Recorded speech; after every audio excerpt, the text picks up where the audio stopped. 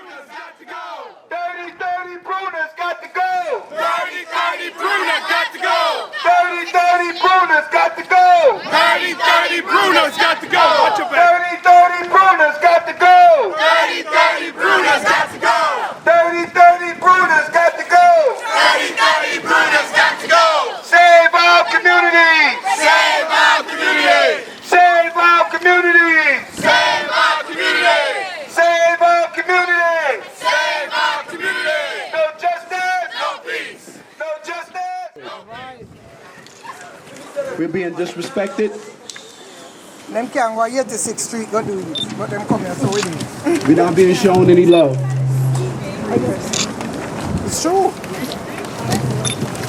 I'm going to read off some things that we've been compiling in our office since January, at the start of finding out that they were trying to put a jail in our neighborhood. I don't want anybody to be confused. As a former ACS worker, I understand the importance of helping our young brothers getting their lives together and young children getting their lives back in order. But in the process of doing that, we must respect society and we must respect the rules of society. Yes. Yes. Yes. And as while we know that our brothers and sisters do from time get incarcerated and get locked up, I want to be real clear before I read this.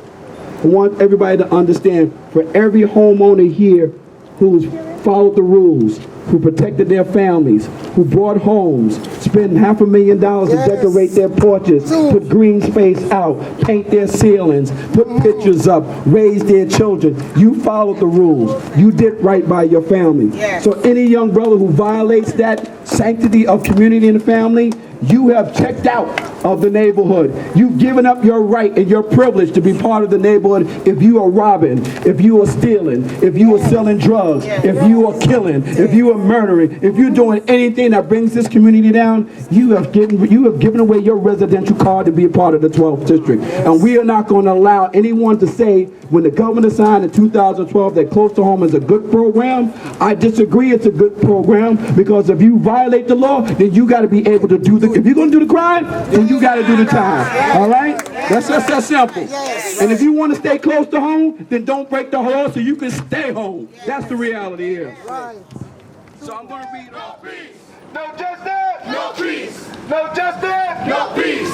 No justice. No peace. Save our community. Save our community. Save our community. Save our community. Save our community. Save our community. 30-30 Bruner's got to go. 30-30 Bruner's got to go. 30-30 Bruner's got to go. 30-30 Bruner's got to go. Brothers and sisters, my name is Abdul-Hafeez Muhammad. For those of you, if you're writing, that's ABDUL-HAFEEZMUHAMMAD. I serve as the New York representative of the Honorable Minister Louis Farrakhan.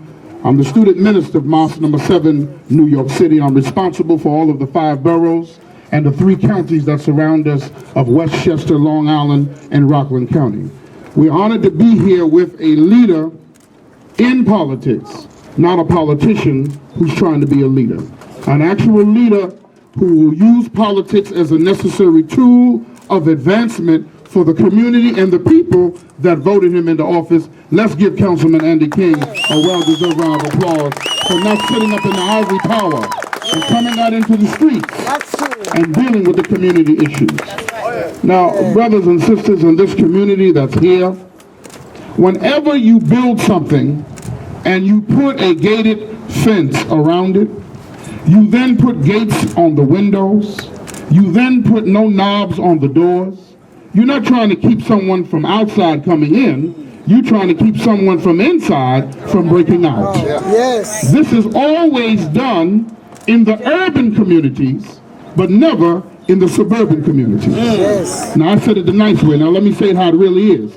It's always done in the black community, but never in the white community. All the time. That's what's being done. Now let's don't get scared. No. We're not making it racial. ACS has made it racial. Municipalities make it racial. See, this is why we're promoting 10-10-15, justice or else this year. Because we need economic justice, but we also need community justice where this kind of madness should not exist. If you do a wrong, there's a penalty for that wrong. But why is it that those that are being penalized have to be housed in neighboring communities, in residential areas? And if you're going to do it, why are you not balanced all the way around? Why is it not on Pelham Parkway, Missoula Parkway, the upper part of Fordham Road? Why is it always down in the hood, the neighborhood, where the black and the Latino and the Native American live? See, that's why we need justice or else. This cannot be that we just come out and give a mantra. We need that mantra. What is it called? 30-30? 30-30, Bruner has got to go. Now we got to continue to keep backing that up with our unity. If you came out just to spectate, then we're not going to solve this problem. But if you came out to participate, then we can solve this problem. We can put the pressure that needs to be put. Don't worry about how it got here. We allowed that to happen somehow. What we got to worry about now is stopping it from being enacted the way that they would want to enact it. It is not fair, it is not balanced, it is not just, and it is not right. If you want to deal with equality, then do it across the board. If you want to deal with justice, then give fair dealing across the board. If not, then you shouldn't put it anywhere in these kind of communities. So we got to stand up, my brothers and sisters, but I got to say this to us. You got to get to a point to understand that we have to stop asking a people to do something right by us that they do not have the will to do. We're going to wake up. Many of these things are happening to us as I close because there are systems and mindsets that are in institutions and they're in human beings who have a collective mindset against you and me, because our rise means their fall. Our disunity has meant the unity of others, but our unity means the rise of ourselves. So when you unify to get this shut down, what else will you unify to get shut down? What else will you unify for the benefit of yourself? So those who have been sucking on us like a mammary gland, as a child does with his mother, wants the black community to stay the way that it is. They want half-hearted politicians, not leaders who are about political business. They want people who will come out, protest, temper tantrum, cry like a baby, but still don't get your grievances answered. So we've said no justice, no peace, but we are still disturbed. And so we say now, justice or else. So we're going to say either you do not open this or else we find the way to make ACS pay the price. We find a way for the mayor's office to pay the price. We find the way for the municipalities that permitted this to pay the price. We make it hard for those that want to open it up to pay a price. It must be justice or else. Or otherwise, this is going to continue to happen. I'll leave you with this. We're fighting a war on two fronts. Things that we do to each other that we know we need to stop doing. Yes. And things that are happening to us by wicked forms of law enforcement. Not the good law enforcement that may be out here today, but police brutality and mob attacks have led to us being killed by others innocently, but then we're here because we don't want to be law-abiding. Yes. But that doesn't mean this should be where we live. So therefore, 30-30, Bruner gotta go. And the only way it's gonna go is that the people stay united and stay committed, stay behind your councilman, and let us all stand together as a united fist. See this hand? When the fingers are open, if I smack you, I can only sting you. But when we unite the fingers together into a mighty fist of power, and you strike a blow at your enemy, then you knock them out. And you begin to bring the change that we deserve. 10-10-15, justice or else. Thank you. Assalamu alaikum. Peace. I'm here for your Councilman Andy King. I also work for Congressman Elliot Engel, and he's also, and this is his district, and he couldn't be here because he's in Washington, D.C. You know that he's on the highest ranking in foreign affairs, and you know what's going on that side. However, he did send me a message I'd like to share with you. The statement from Congressman Elliot Engel on Bruner Avenue, the juvenile detention development. Once again, the city has decided that a residential neighborhood in the Bronx should bear the brunt of a housing population that is inappropriate for the area. However, this time it appears we have added a bonus of the city ignorant and owning its zoning area. The rules that they should be following they are not. There absolutely should not be a juvenile prison completely with a 6-foot fence and bars in the window on Bruner Avenue. The hard-working men and women living in this neighborhood should not have to see their community turn into a prison yard because of the city of New York feels that the Bronx deserves to be saturated with supported housing. We have seen this problem across the boroughs and it has to stop. This extreme valuable young juvenile offenders certainly needs our help. But the city does not have to put them in a community that is concentrated with people that work every day, building up in a residential area. Without proper staffing, service, and safety measures is placed. As a result of this constant mismanagement of the city, we here in the Bronx have been left with a situation that is dangerous and has proven fatal in certain instances. We had enough. The city needs to work harder to make sure supporting housing for at-risk population is done in a fair way throughout the city, and it can be started by the city needs to abandon its misguided plans to open a juvenile prison on Bruner Avenue and a homeless shelter on Mellon Center. He stands behind the Congressman, Andy King, and he wants you to know that, again, no justice, No peace. no justice, No peace. no justice, No peace. Save our community. Save our community! Save our community. No justice! No peace. No justice! No peace. No justice! No peace. No justice! No peace. No more jails! No more jail. Lanzano, we just came up from some hearings with Brian that the city is flooding the neighborhoods, especially the Bronx, with homes that are the people in the homes aren't destroying the neighborhoods, but so many homes. And now they're pushing the button, they're pushing the envelope to have a jail here, which this is a beautiful neighborhood. Beautiful neighborhood. It's a beautiful day. It's very well taken care of, and it doesn't deserve a jail. No neighborhood deserves a jail. But what I have to say is, we shouldn't make it a racial issue. This is not about black and white, it's about neighborhoods. And this is a great neighborhood.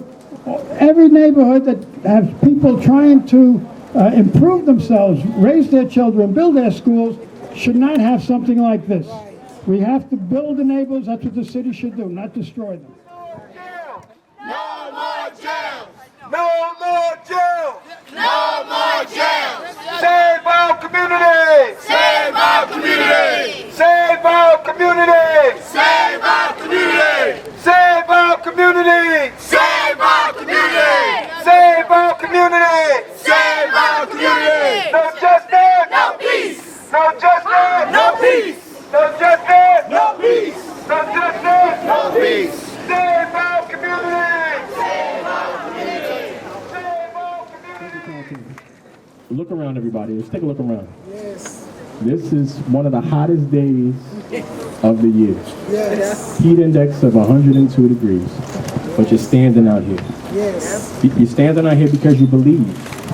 Our neighborhood. Not just in our great councilman, but you believe in yourselves. And the neighborhood. You believe in this community. Yes. You believe that we don't deserve things like this. Does anybody take the train to work? Anybody take the train to work? Yes.